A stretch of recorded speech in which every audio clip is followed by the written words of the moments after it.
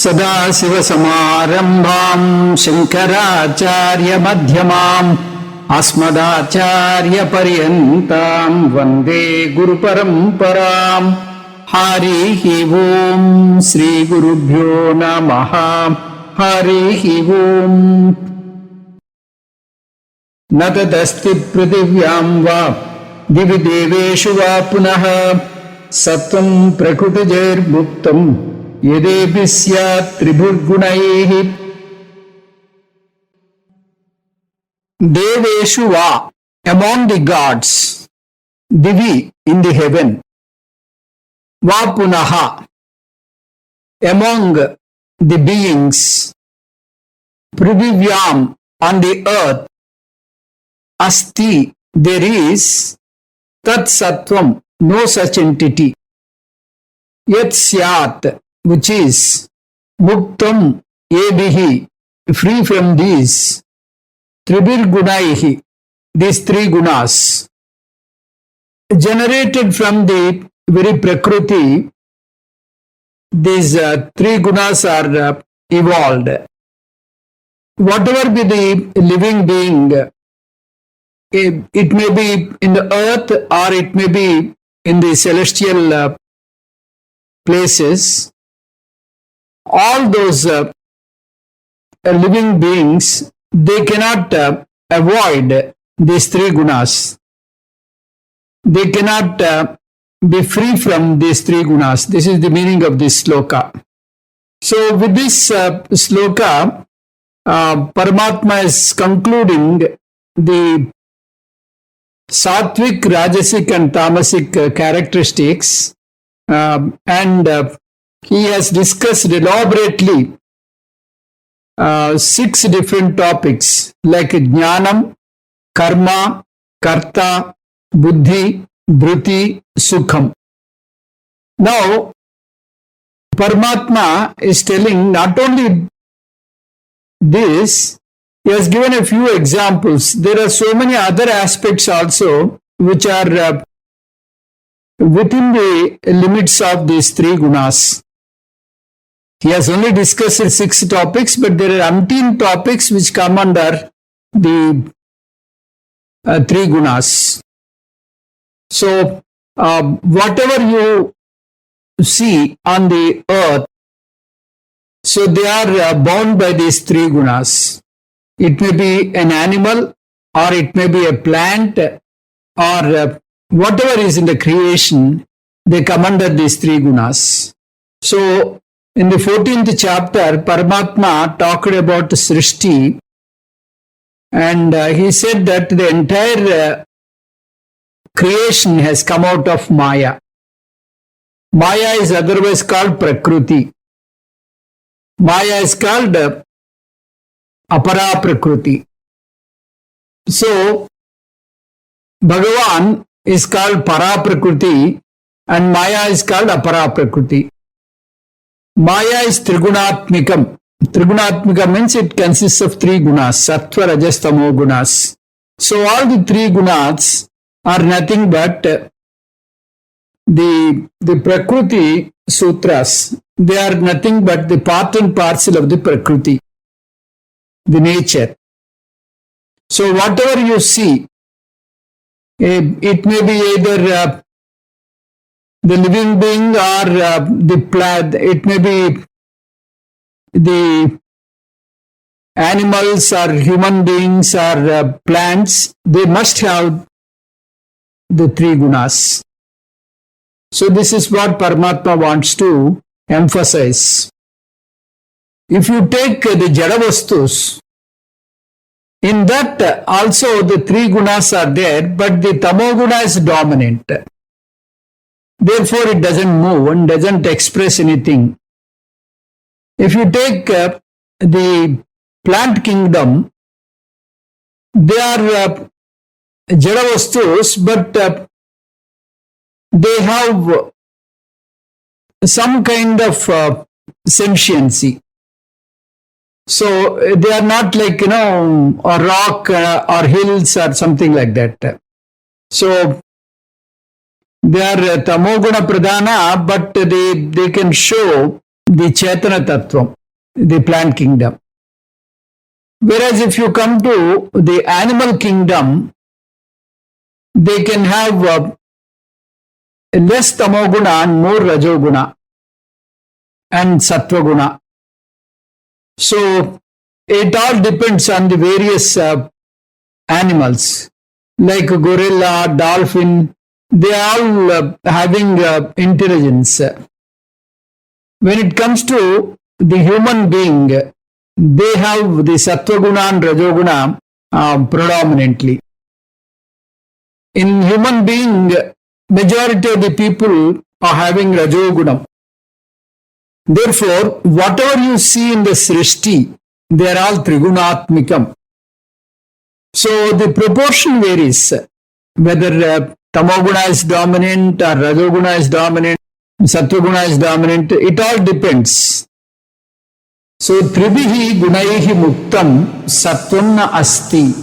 Sattva means there is not even a single entity or a being, it may be even a jadavastu, they cannot be void of sattvaguna, rajoguna and tamoguna.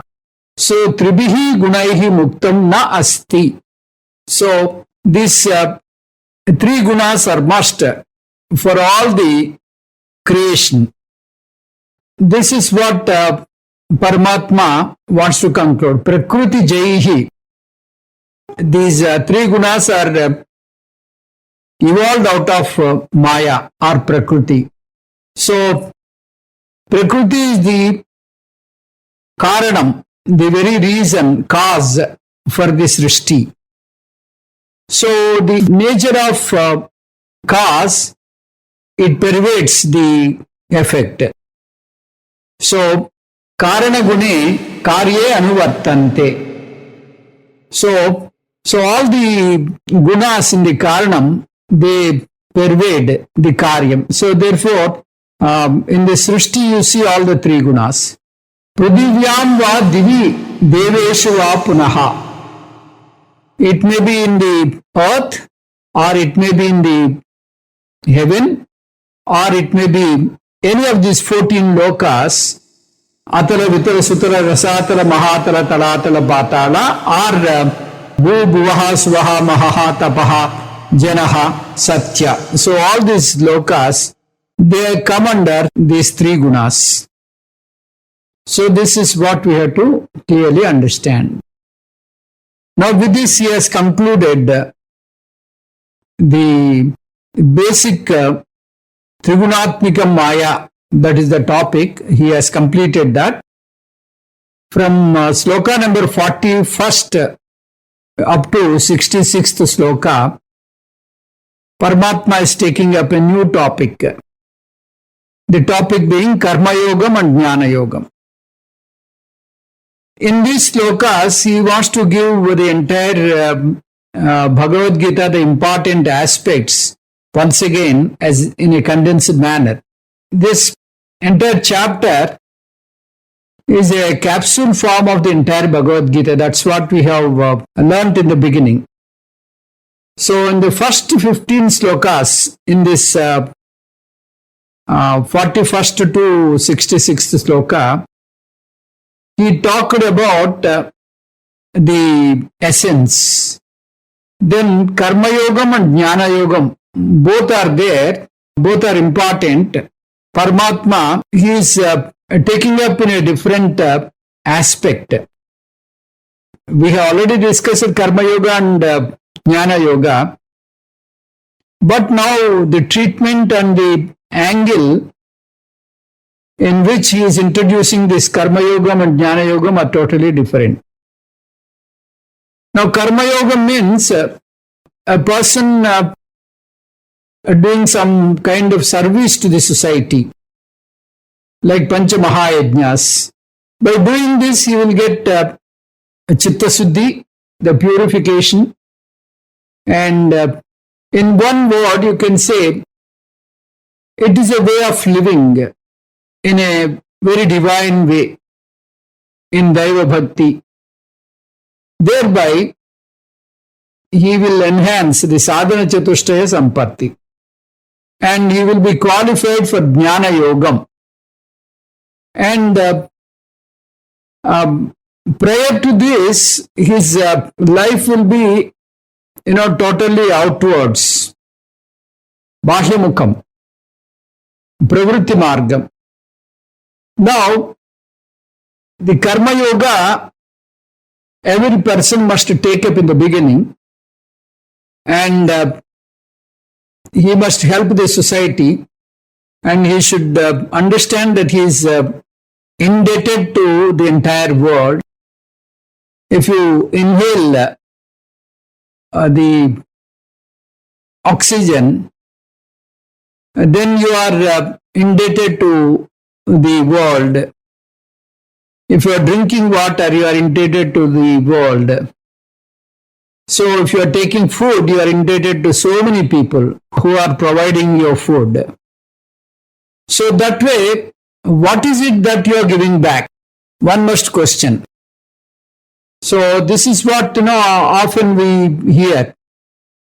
Instead of questioning what my country has given to me, we should reframe that question and say, what did I give to my country? So if you have this kind of thinking, then you will enhance yourself spiritually. So you should know what is it that I am giving back to the world. So that is what we have to understand. So Karma Yoga is a dharmic way of living. This is the first and foremost step for spirituality. This will be an external journey. The mind will be outwards because you have to do service to the people. Then the second and very important stage is Jnana Yoga. The first one is called Pravritti Margam.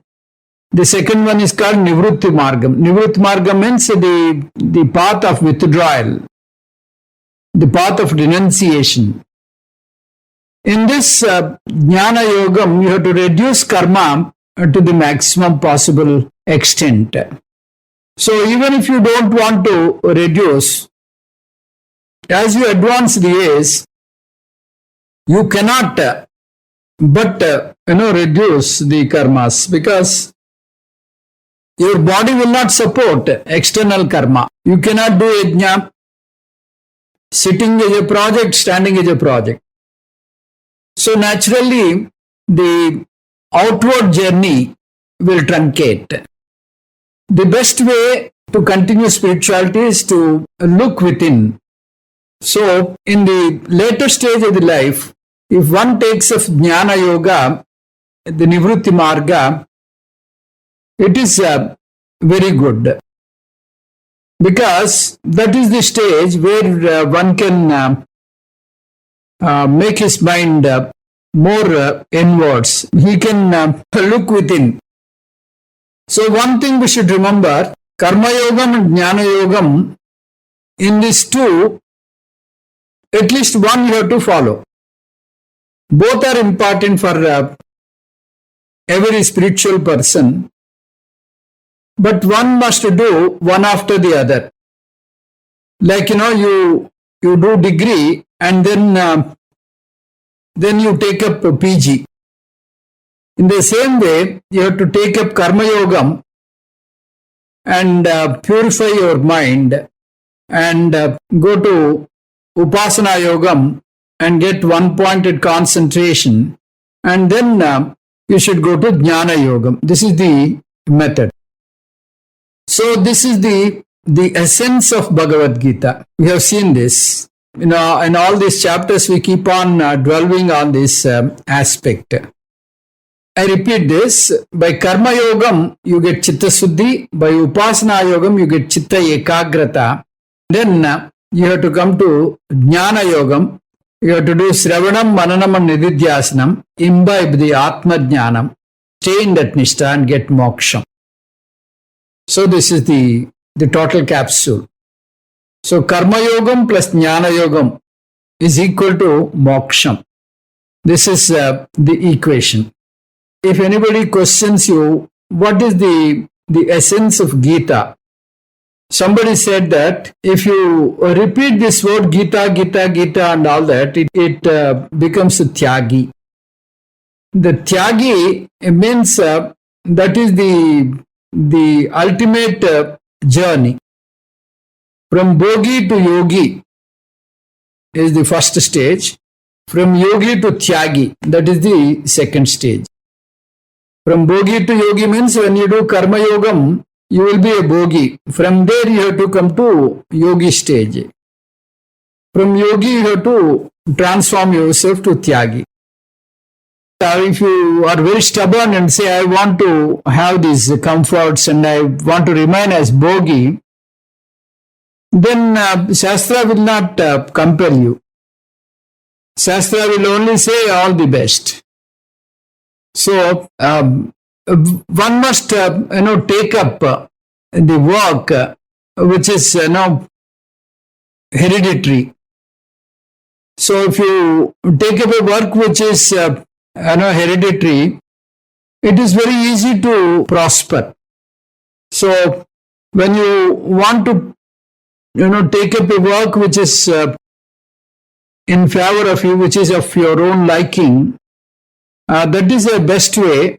But by guna, if you are not fit, then you may not flourish in that. So, you cannot compare the remuneration you get in your profession. If you do so, then you cannot stick to the hereditary type of profession. Like, our Swamiji, he likes Bhagavad Gita. He must have explained Bhagavad Gita so many times. Then, when we met him, we asked, Swamiji, you have already taught Bhagavad Gita, why are you teaching again? Then he said, I like this subject, so I take every opportunity to teach Bhagavad Gita. So that's how he enjoys teaching. He will not feel bored. So, this is the kind of nature you develop when you take up a profession which is of your liking. If you take up a profession which has come down to you by hereditary, then if it is not suiting your temperament, then sometimes you will be a flop. Like, you are having predominantly tamasa gunam. And by virtue of your hereditary, you have to take up rajasika work. But you are a misfit in that. So, sometimes these hereditary works, they are not good, though it is a ready-made food for everyone. Then if you compare with the money the other person is getting, then also you will not be happy in the hereditary professions. So you would like to pick up a profession where you get lots of money, like software jobs. People will not stick to hereditary jobs. They prefer to go to software jobs nowadays. Like the Brahmana Vritti, like, studying the Vedic scriptures and performing the puja adhikams and all that. So that kind of profession, though it is hereditary, nowadays nobody is taking because the money is not that lucrative here. People, they run towards the software jobs. So over a period of time, there will be a shortage for a particular profession. So this is the defect.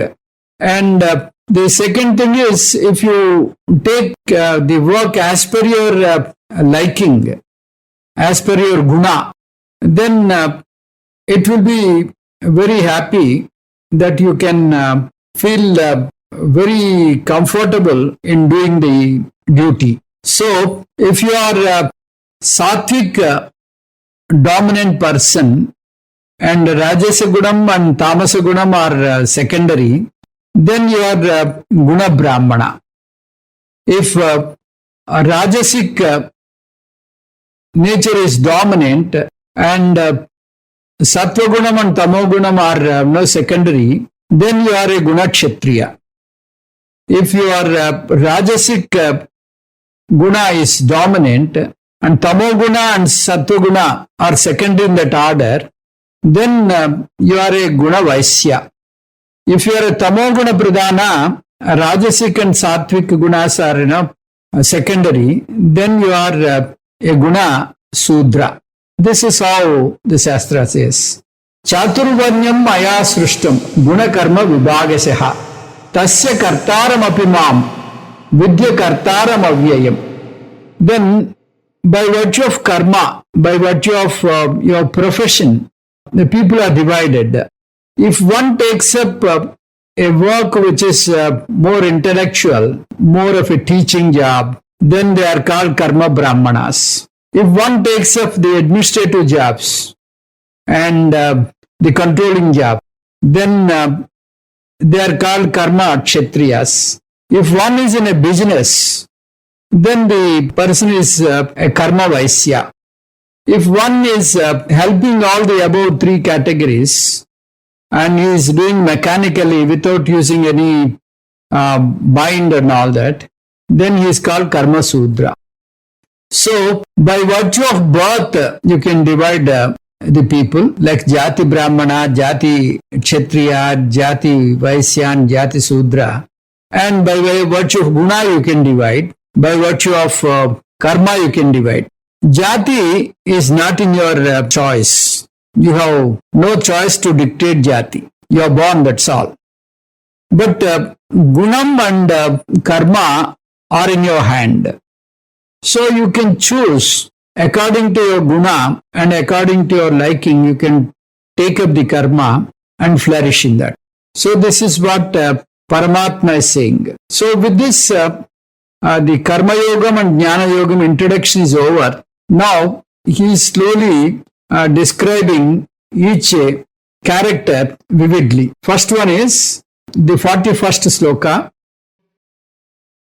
Brahmana Kshatriya Visam Sudranam cha parantapa Karmani pravibhattani Swabhava prabhavair gunaihi. Gunaihi, according to guna.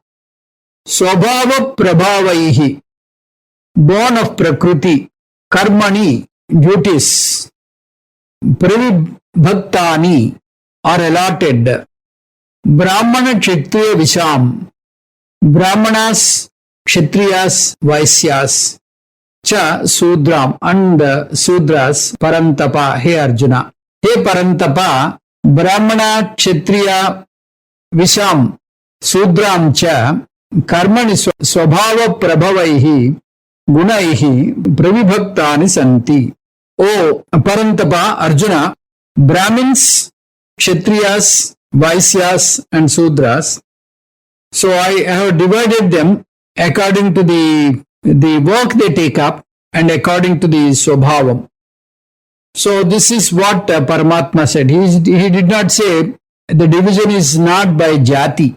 Division is not by virtue of the birth. Paramatma clearly said the division is by virtue of karma, by virtue of guna.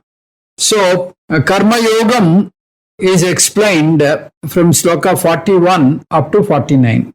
Then Brahmana Kshatriya Visam Sudranam Cha.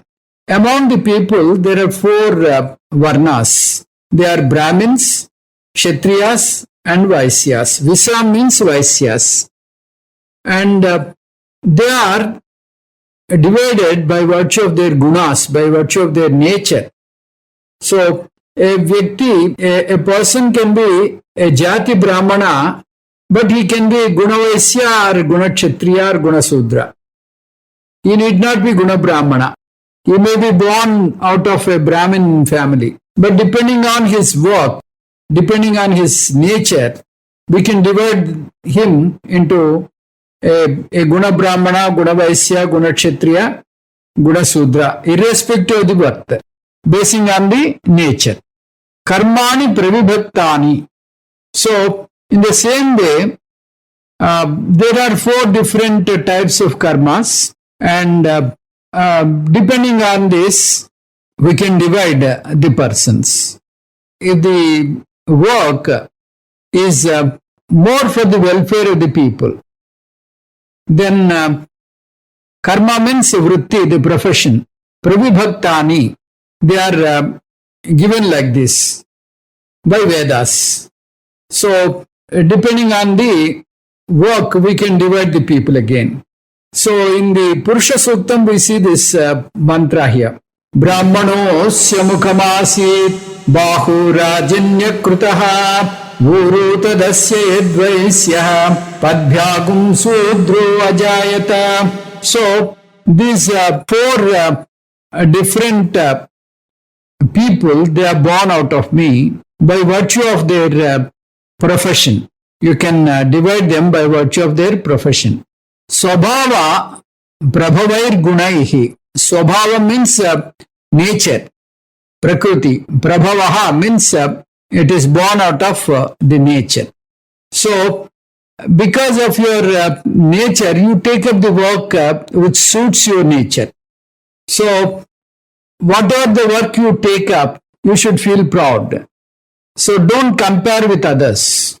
And whatever you take up, you should do it with your full vigor and commitment. So, if you do that, you will flourish and you will become top in that particular profession.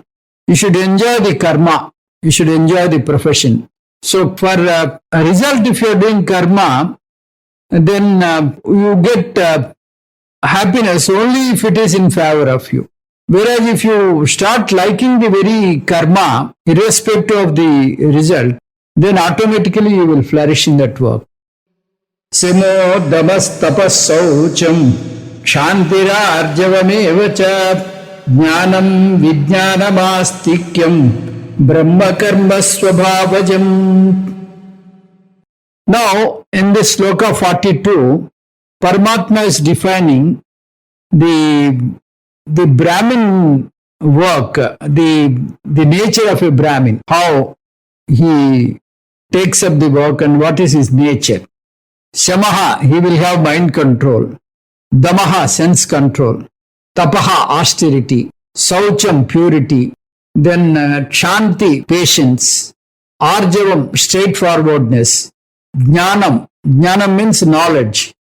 Then Vijnanam, Vijnanam means knowing more about the Shastra and other things. Eva, cha, astikyam and faith.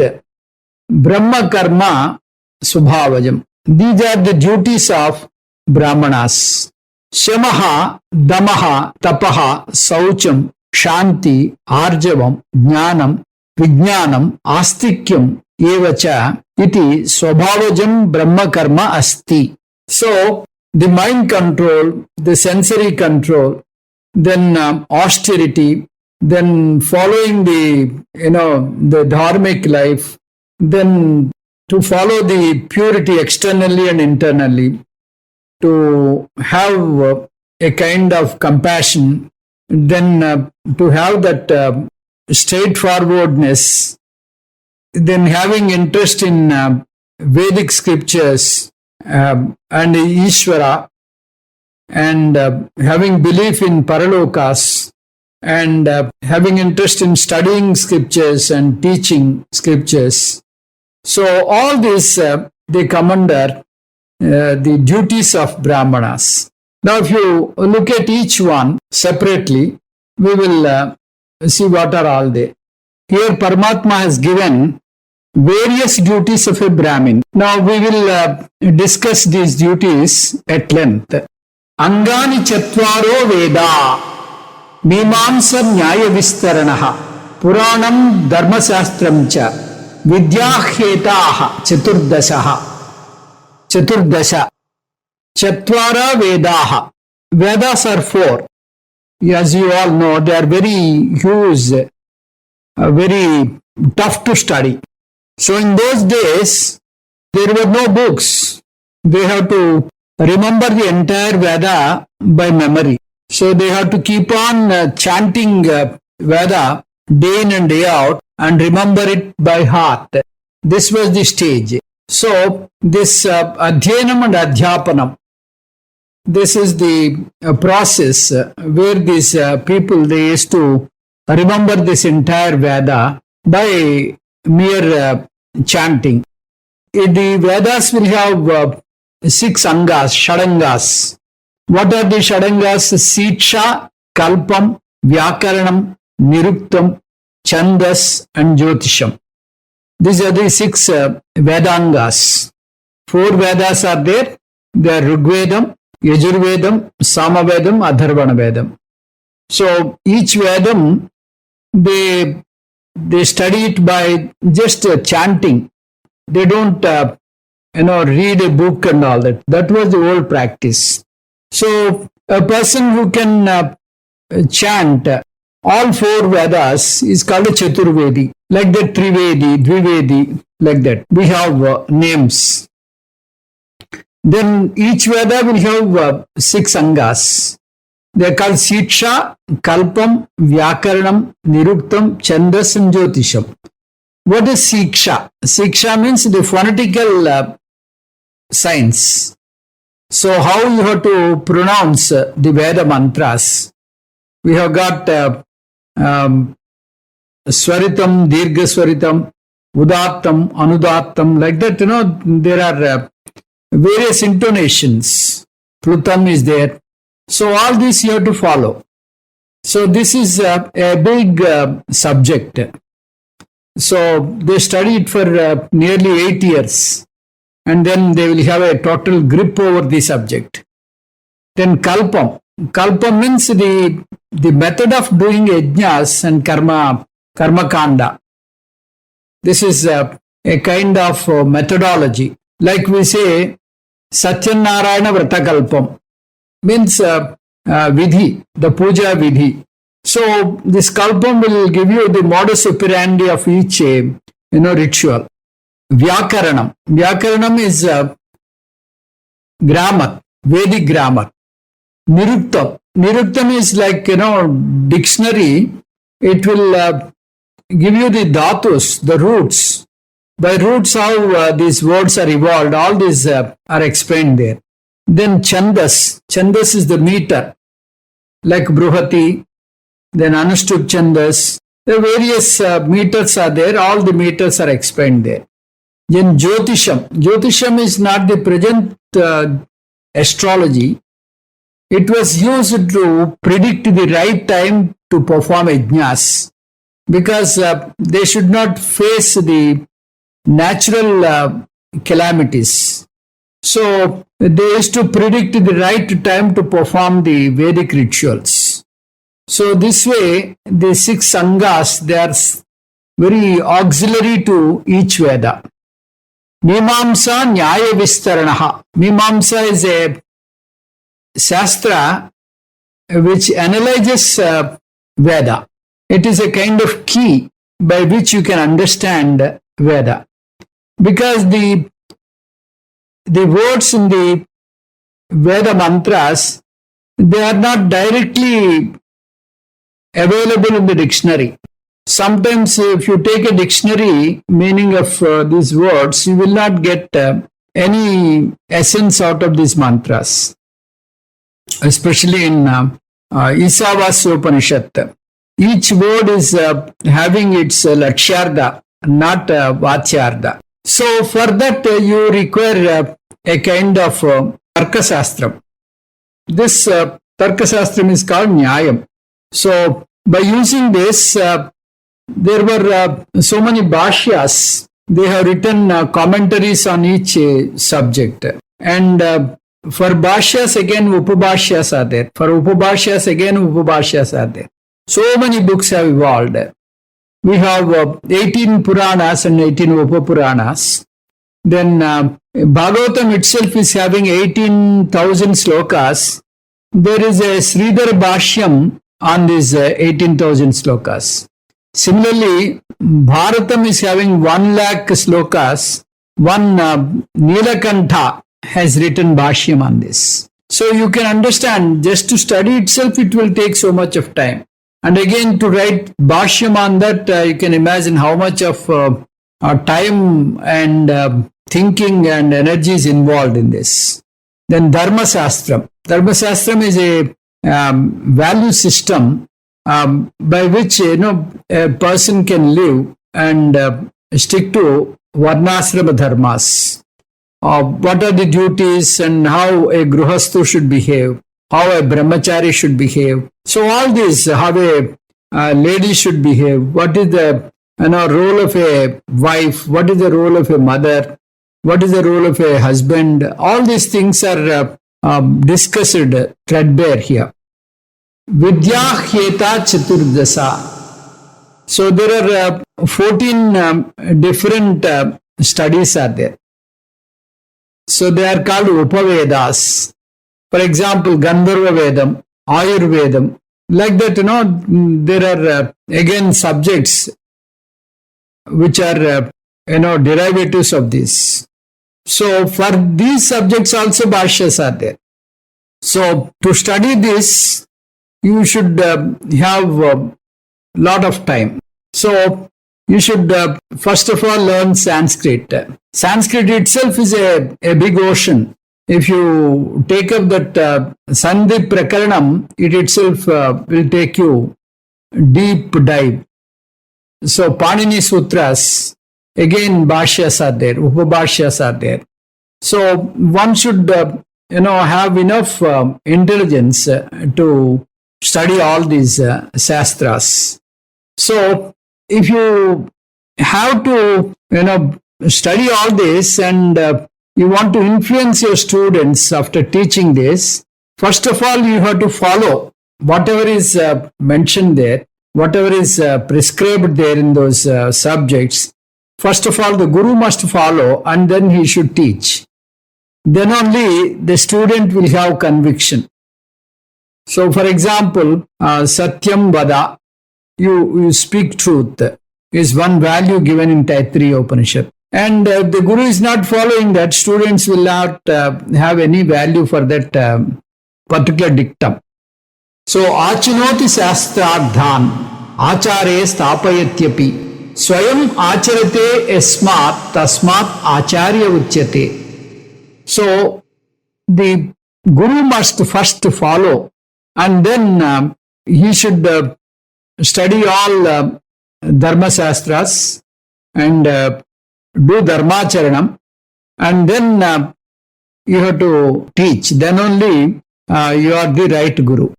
So, while teaching or while learning, you should not have comforts. One should have a very normal life.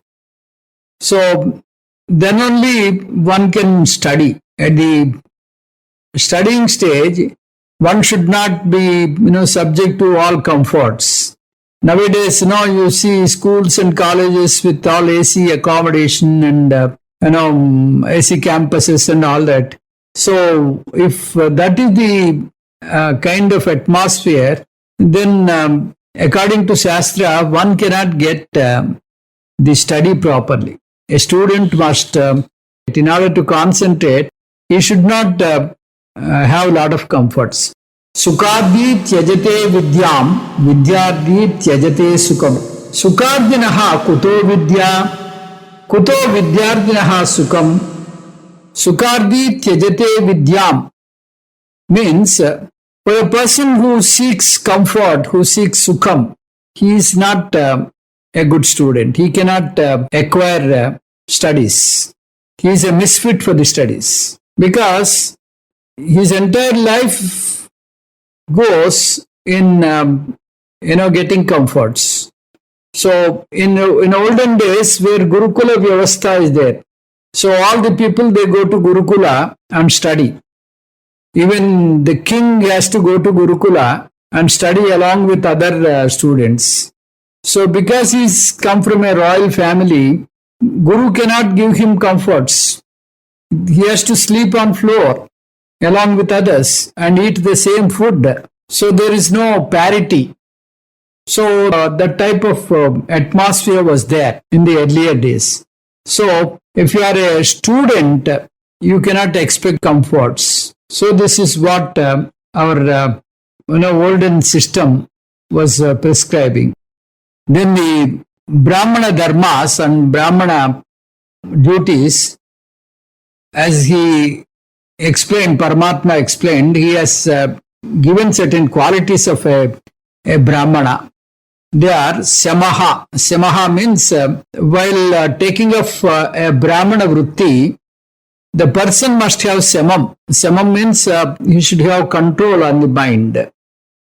Only if he has a control on the mind, he can take a Brahmana vritti. Then damaha. Damaha means sensory control. So he should not get lured by the indriyas. So every time he should check up himself whether he is going out of bond. So tapaha. Tapaha means he has to lead a very normal life. Sometimes, he has to take a very odd life. Kashta sahishnutvam tapaha. So bearing a very willful, difficult thing is called tapas. Like, going up the hill, like fasting. So all these are called tapas, which is willful self-denial. Saucham. Saucham means the purity and cleanliness, both internally and externally. So he has to follow the purity at three levels. One is at the body level, he has to follow the purity. Then at the intellectual level, he has to follow the purity. Then at the level of talking, he should maintain the purity. That means mano vakaya karma. In all three aspects, he should follow the purity. Shanti. Shanti means whatever the situation he faces, both physically and mentally, then he should not lose temper. He should have a kind of forbearance, a kind of saburi we call patience. So he should not make a hue and cry because there is no AC. And if he is more towards comforts, then he cannot study. That's what our Shastra says. A person who wants to take up a Brahmana profession, he should have that shanti. So he should have patience at every stage. Arjavam. Arjavam means he should have the straightforwardness. Whatever he thinks, he must talk. Whatever he talks, he must do. So, amanitvam, adambitvam, ahimsa, kshantirarjavam. This is what we have already read. Jnanam. This is a very important thing. So, the main profession, he took up the Vaidika Sampradaya. So, he has to imbibe the knowledge and then spread the knowledge by teaching. Adhyayanam and Adhyapanam. Kshatriya also learns the Shastra, but he need not learn that deep because his learning is only enough to administer the things. He need not teach. Whereas a Brahmin has to learn and teach. So, both Kshatriya and Vaisya, if you are a Karma Kshatriya and Karma Vaisya, you need not go deep into the subject. If you want to become a Karma Brahmana, then you have to study deep and then you should spread the knowledge. Vijnanam. Then there are two types of knowledge in the Vedic lifestyle. One is called Paravidya, other is called Aparavidya. Aparavidya means the knowledge which is pertaining to this world. Like, physics knowledge, chemistry knowledge, engineering, medicine, all these are called Aparavidya, which is useful. Computer science, they are all Aparavidya, which is, useful for earning your livelihood. Then the other one is Paravidya. Paravidya is Atmajnanam. Atmajnanam is called Vijnanam. So, you need to learn both Jnanam and also Vijnanam. Jnanam for your livelihood, Vijnanam for your moksham. Then Astikyam. Astikyam means you should have absolute faith, absolute shraddha in the scriptures and also in Guru. So you should have a continuous faith and trust in the scriptures, and you should take up Veda as a pramanam. Pramanya buddhi is very, very important. If you don't have that pramanya buddhi, it will become simply an academic exercise. So for this, a person who has taken up a Brahmin vritti, he should be ideal. His lifestyle should be ideal, so that people will follow. People will emulate his lifestyle, and then they also get the benefit.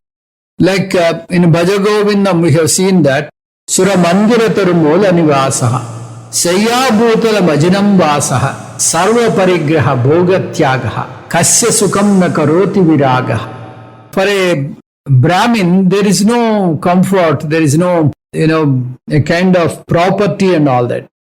But he is always peaceful. He is an embodiment of peace, happiness and security. Others will wonder how this person, Brahmin means here a jnani. Jnani is referred here as a Brahmin. So others wonder how he gets this happiness. The happiness he discovers within himself, not from outside things. So this is what is explained in Bhaja Govindam. He lives in a secluded place. He sleeps in a temple under a tree. The earth itself is his cot. He renounces everything, but he is totally comfortable. This is what the sloka says. Brahma karma, the Brahmin profession, Guna Brahmana, must follow all these prescriptions. Then you may wonder how he can get his livelihood if he is sticking to this kind of lifestyle. So, in order to safeguard the Vedic scriptures, the society must support such persons. In the olden days, there is a system where if a brahmachari comes for alms and all that, people used to give alms. They come for bhiksha, bhiksham dehi, like that they will come and seek bhiksha. Then people will readily give. Nowadays that system has gone. So for this Brahma karma, there should be, the society also should support them in proper way and see that they survive. Swabhavajam. So this becomes a very natural consequence. They are not artificial. So Samam, Damam, Tapaha, Saucham, Shanti, Arjavam, Jnanam, Vijnanam, Astikyam, all these are Swabhavikam. They are natural consequences for a Brahmin. So Chinmayananda ji, he conducts Vedantic course in different places, especially in a Sandipani ashramam. He conducts this course for 3 years, and people go there. They don't need to pay money. Everything is free. Food, dress, medicines, everything is given free. But only thing is they should fully concentrate on the studies. They should not think of, what will be my future and all that. Our Swamiji also conducts such course in Coimbatore, in Anaikatti. He used to say, while you are studying, you study, don't worry about the future. Whether to do job or to take up sannyasa or to take up business. Don't you worry. You study for the sake of study. After that, if you want to take up job, I will give you a job. If you want to marry, I will see that you get a girl. He used to encourage you.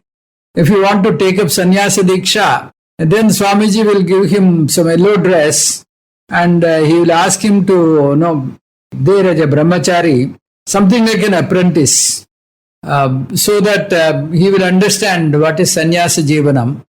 And if he still continues, then he gives him Sanyasa Diksha. Sanyasa Diksha is not given, at once in a jiffy because it is very risky.